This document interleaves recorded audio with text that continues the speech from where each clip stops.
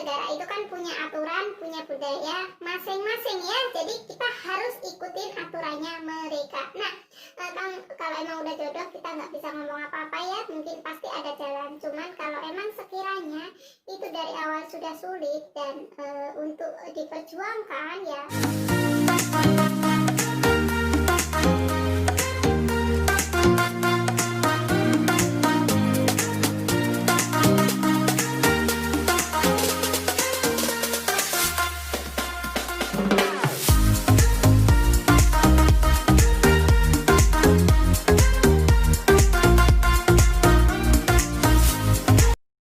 Assalamualaikum warahmatullahi wabarakatuh. Kembali lagi dengan Osin Fabila Channel. Apa kabar semuanya? Semoga kalian sehat selalu. Amin amin ya robbal alamin. Dan dilancarkan, dimudahkan segala urusannya ya. Nah, saya ucapkan banyak terima kasih buat teman-teman yang selalu support dan dukung channel Osin ya. Dan tanpa kalian channel ini tidak akan berkembang. Nah, buat teman-teman yang masih baru dan baru pertama kali nonton channel ini, saya ucapkan banyak terima kasih. Dan jika kalian suka dengan videonya, jangan lupa kalian like, kalian subscribe. Dan jika ada pertanyaan, kalian bisa tulis di kolom komentar ya. Oke, langsung saja di kesempatan kali ini saya mau sedikit sharing ya, karena ada beberapa pertanyaan dari hamba-hamba LDR. Dan mungkin teman-teman juga bisa cari informasi ke senior-senior yang lain ya. Dan di sini pertanyaannya yaitu, Kak, apakah saya punya pacar Pakistan dan dia adalah army, dia tentara, apakah saya bisa menikah dan apakah prosesnya itu susah dan bisa nggak sih beda negara nikah dengan army? Nah, di sini saya cuma sedikit kasih ini aja ya, maksudnya biar teman-teman itu nggak terlalu pusing kayak gitu loh. Jika karena di mana-mana yang namanya army itu kan memegang rahasia suatu negara, sama kayak kita army yang di Indonesia misalkan, pasti dia udah disumpah kan dia memegang rahasia negara, karena tentara army itu kan emang tugasnya kan perang ya, apalagi kalau masih ada itu kan pasti dia maju perang nomor 1 kan. Jadi dia itu tahu kelemahan dan kelebihan dari negaranya masing-masing. Dan biasanya kalau kita nikah beda negara, emang itu sebagian bisa, tapi enggak semua negara bisa ya. Mungkin ada sih yang di YouTube itu ada anak Indonesia yang menikah dengan army USA mungkin. Dan setiap negara itu kan punya aturan, punya budaya masing-masing ya. Jadi kita harus ikutin aturannya mereka. Nah, kalau di sini saya membahasnya ada beberapa pertanyaan banyak banget. Ini yang punya pasangan Pakistan itu mereka tentara atau army, itu bisa menikah atau enggak? Setahu saya juga belum tahu ya, karena saya ada teman juga yang dengan army tapi belum sampai ke nikah. Jadi masih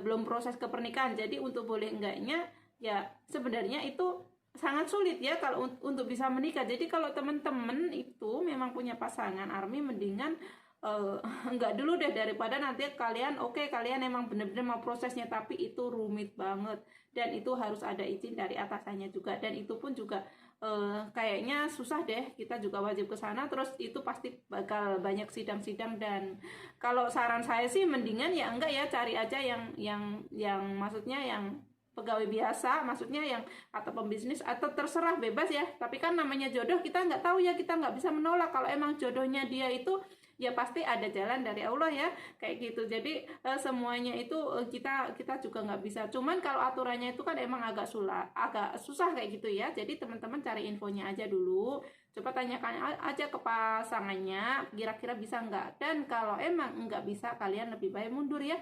Jangan sampai nanti kalian sudah benar-benar sayang, benar-benar udah pengen menikah tapi ternyata nggak jadi, kan kasihan ya. Jadi kita juga sakit hati ya, kecewa juga iya. Jadi prosesnya itu emang nggak semudah yang kita bayangkan. Kita menikah di Indonesia aja, kalau dengan army itu kan pasti ada sidang-sidang kayak gitu ya sebelum nikah, upacara kayak gitu kan beda kalau kita nikah dengan rakyat sipil biasa ya, maksudnya nggak terlalu ribet kayak gitu ya. Cuman kalau di sana itu kan masih sulit, terkecuali pasangan kalian itu udah resign, udah keluar dari job itu dan udah bener-bener bukan army lagi, itu terserah ya. Tapi kalau mau keluar pun itu kan juga ditanyakan alasannya kenapa kayak gitu loh. Jadi di sini teman-teman sebaiknya jangan terlalu yakin dulu mau bisa menikah dengan dia ya. Jadi kita harus menyiapkan dari awal dulu mental kita kayak gitu loh.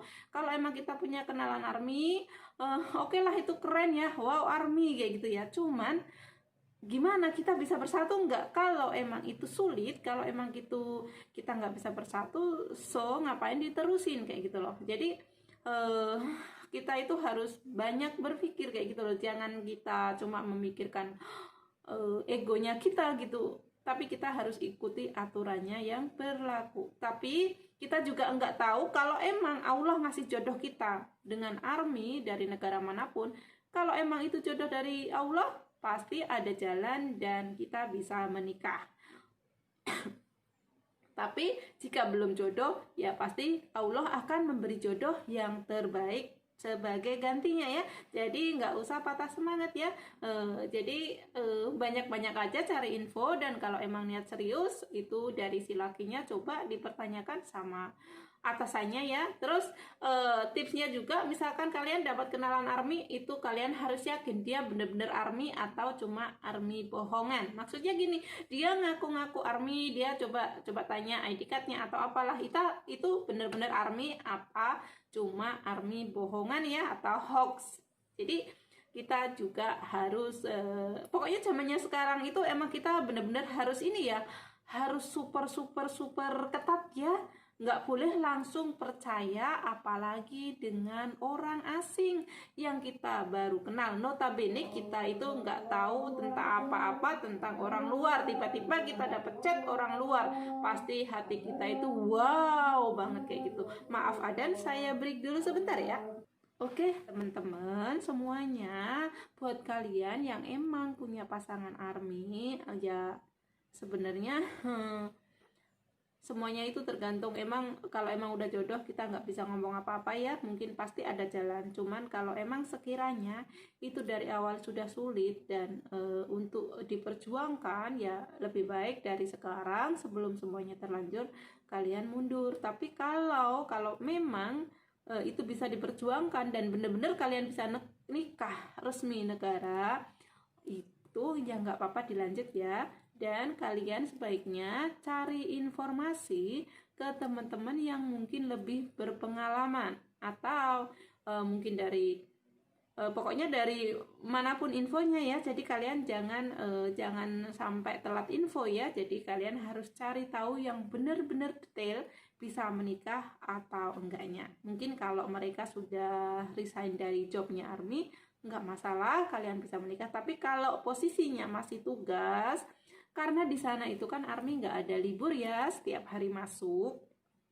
Karena saya pernah tanya ke suami, itu army itu boleh menikah nggak dengan beda negara kayak gitu. Suami saya kan juga bukan army ya, jadi nggak begitu paham banget ya.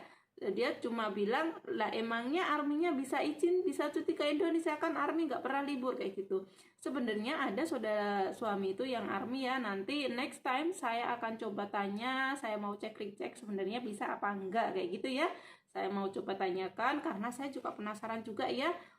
Kasihan juga kan teman-teman yang udah LDR lama, udah terlanjur cinta, udah terlanjur maksudnya mau ke jenjang yang lebih serius dan ternyata nggak bisa, kan kasihan. Tapi kalau bisa ya alhamdulillah. Jadi di sini cuma pencerahan aja ya, semoga videonya bermanfaat. Jadi benar-benar belum tahu 100% itu boleh enggaknya ya, masih pure. Masih pure kayak gitu. Tapi kalau menikah dengan mungkin army beda negara mungkin masih bisa, tapi kan setiap negara itu kan aturannya beda-beda ya. Jadi ya kita ikutin aja aturannya mereka ya. Jadi kayak gitu. Karena kita mau tinggal di mana itu kita ikutin aturannya di tempat tersebut ya. Karena kalau kita mau tinggal di situ. Oke teman-teman, jadi itu tadi sharing-sharing dari saya ya. Semoga videonya ini bermanfaat. Jika ada kesalahan, saya mohon maaf yang sebesar-besarnya. Sampai ketemu di next video. Wassalamualaikum warahmatullahi wabarakatuh. Bye bye.